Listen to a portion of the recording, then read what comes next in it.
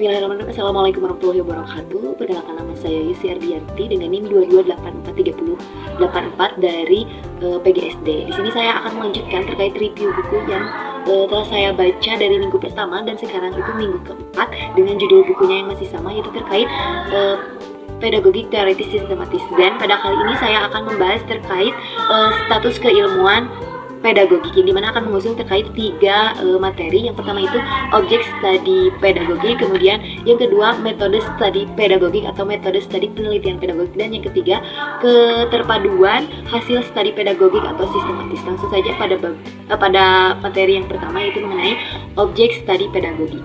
Nah, teman-teman, seperti yang kita ketahui bahwa menurut para ahli mengenai pendidikan dalam pedagogik itu merupakan ilmu tersendiri atau sejajar dengan ilmu-ilmu terkait humanisme atau sains humanisme. Kemudian kita akan berpendapat terkait pendapat-pendapat dari ahli tersebut dengan mengusung akan 3 prasyarat keilmuannya, yang dimana pertama itu berkenaan dengan objek studinya, kemudian yang kedua metode studinya, dan yang ketiga yaitu sifat sistematis dari hasil studinya itu sendiri. Nah, dalam objek studi pedagogik ini yang dimana dibedakan menjadi 2. Yang pertama itu objek material dan yang kedua objek formal. Dari kedua objek tersebut memiliki artian yang berbeda, yang dimana objek material ini merupakan sesuatu yang dipelajari oleh suatu ilmu dalam wujud materinya, berbeda dengan objek formal yang dimana merupakan suatu bentuk yang khas atau spesifik dari objek material yang dipelajari oleh suatu ilmu.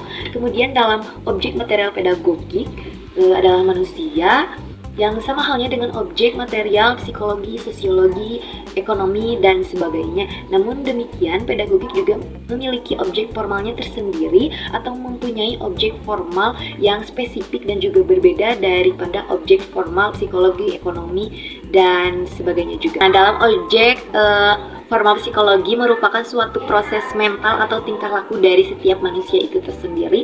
Kemudian objek formal ekonomi yang dimana ini mengusung akan terkait kebutuhan dari setiap manusia tersebut dengan melalui suatu proses produksi, distribusi, atau bahkan dengan pertukaran. Kemudian objek formal pedagogik adalah fenomena pendidikan atau suatu situasi pendidikan. Itu menurut Blik Karya pada tahun 1980 halaman 69, MJ Langeveld pada tahun 1980 pada halaman 120.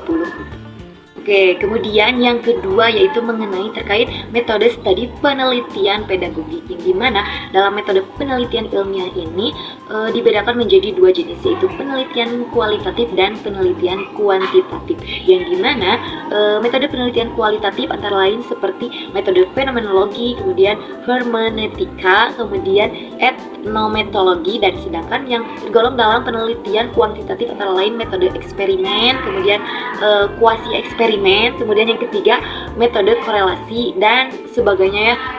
Masih terdapat banyak lagi dari kedua penelitian tersebut.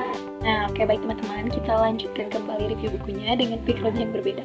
Nah, di sini saya masih membahas mengenai metode studi penelitian pedagogik, di mana para ahli di bidang ilmu kemanusiaan termasuk dalam ilmu pedagogik ini beranggapan bahwa ilmu kemanusiaan itu berbeda dengan ilmu yang berkaitan dengan kealaman. Nah, seperti yang telah dikatakan oleh ahli V.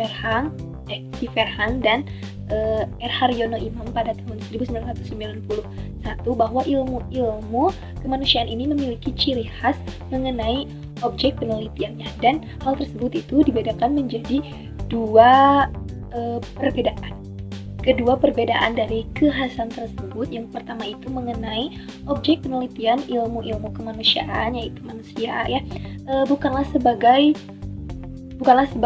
benda jasmani saja, tetapi merupakan sebagai manusia selayaknya keseluruhan manusia.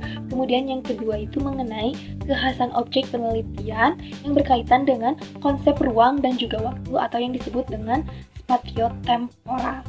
Dalam ilmu kealaman ini atau ilmu-ilmu alam ini, yang dimana ruang dan waktu ini bisa diukur dengan jelas dengan menggunakan metode statistik dan sebagainya. Kemudian sebaliknya, dalam rangka hidup manusia, bahwa ruang dan waktu ini hanya dijadikan sebagai ukuran saja yang semata-mata tidaklah memadai dan tidak sesuai dengan pengalaman manusia itu sendiri. Kemudian waktu dialami, kemudian dihayati, dan dipandang sebagai sejarah yang jauh melampaui akan suatu rangkaian peristiwa yang telah dialami oleh setiap manusia tersebut. Dan begitu implikasi dari penggunaan akan metode yang sebaiknya dilakukan itu ialah dengan menggunakan penelitian kualitatif yang dipandang tepat untuk digunakan sebagai metode dalam studi yang berhubungan dengan pedagogi. Kemudian adapun jenis metode penelitian kualitatif yang umum digunakan dalam studi pedagogik, yaitu fenomenologi ya. Hal ini sebagaimana telah dipraktekkan oleh ahli M.J. Langeveld dalam rangka melakukan studi mengenai akan pedagogik teoritis, dan masih banyak lainnya ya, yang dimana menggunakan penelitian metodologi kualitatif sebagai bentuk dari penelitian pedagogi. Pembahasan yang ketiga yang dimana mengenai keterpaduan hasil dari studi pedagogik secara sistematis, yang dimana hasil penelitian ilmiah yang telah dilakukan oleh beberapa para ilmuwan pedagogik yang dilakukan dengan rentan waktu yang tidak sedikit atau cukup panjang juga ya, dan telah menghasilkan dan juga membangun akan suatu bangunan pengetahuan yang sudah sistematis. Contohnya yang telah diungkapkan tadi dari M.J. Langeveld telah berhasil membangun akan teori pendidikan anak, yaitu pedagogik teoritis yang berisikan berbagai konsep esensial dan juga saling keterhubungan dan juga secara terpadu juga. Dengan hasil yang telah dilakukan dari M.J. Langeveld ini melalui fenomenologi, metode fenomenologi ini, yang dimana telah menghasilkan akan teori pendidikan anak secara sistematis, sehingga memberikan akan kejelasan terkait pemahaman mengenai makna pendidikan anak sebagai suatu tindakan atau perbuatan insani yang tidak mekanis. Kemudian kiranya kita dapat menentukan akan penilaian bahwa pedagogik ini telah menemukan ketiga prasyarat atau kriteria sebagai ilmu yang bisa disebut ilmu otonom. Sedangkan pedagogik ini juga memiliki objek formal tersendiri yang berbeda daripada objek formal ilmu lainnya juga.